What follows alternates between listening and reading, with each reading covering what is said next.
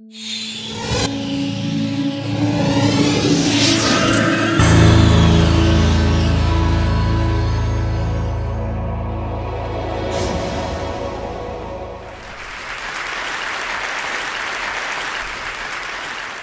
start with day and night. Life evolved under conditions of light and darkness, light and then darkness. And so plants and animals developed their own internal clocks so that they would be ready for these changes in light. These are chemical clocks, and they're found in every known being that has 2 or more cells, and in some that only have 1 cell. I'll give you an example. If you take a horseshoe crab off the beach and you fly it all the way across the continent and you drop it into a sloped cage, it will scramble up the floor of the cage as the tide is rising on its home shores, and it'll skitter down again right as the water is receding thousands of miles away. It'll do this for weeks until it kind of gradually loses the plot. And it's incredible to watch, but there's nothing psychic or paranormal going on. It's simply that these crabs have internal cycles that correspond usually with what's going on around it. So we have this ability as well, and in humans we call it the body clock. You can see this most clearly when you take away someone's watch and you shut them into a bunker deep underground for a couple of months.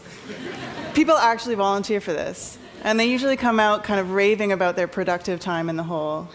So no matter how atypical these subjects would have to be, they all show the same thing. They get up just a little bit later every day, say 15 minutes or so, and they kind of drift all the way around the clock like this over the course of the weeks. And so in this way, we know that they're working on their own internal clocks rather than somehow sensing the day outside. So fine, we have a body clock, and it turns out that it's incredibly important in our lives. It's a huge driver for culture. And I think that it's the most underrated force on our behavior.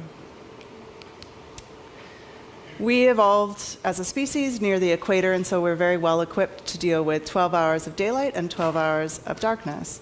But of course, we've spread to every corner of the globe. And in Arctic Canada, where I live, we have perpetual daylight in summer and 24 hours of darkness in winter. So the culture, the northern Aboriginal culture, traditionally has been highly seasonal. In winter, there's a lot of sleeping going on. You enjoy your family life inside. And in summer, it's almost manic hunting and working activity, very long hours, very active.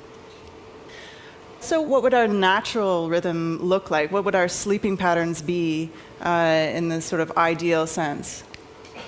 Well, it turns out that when people are living without any sort of artificial light at all, they sleep twice every night.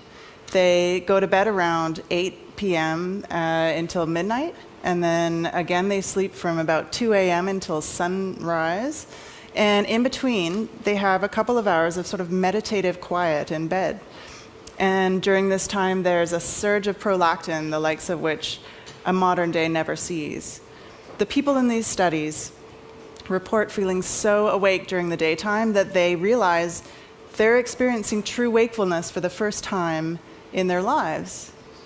So cut to modern day, we're living in a culture of jet lag, global travel, 24-hour business, shift work, and our modern ways of doing things are, have their advantages, but I believe we should understand the costs. Thank you.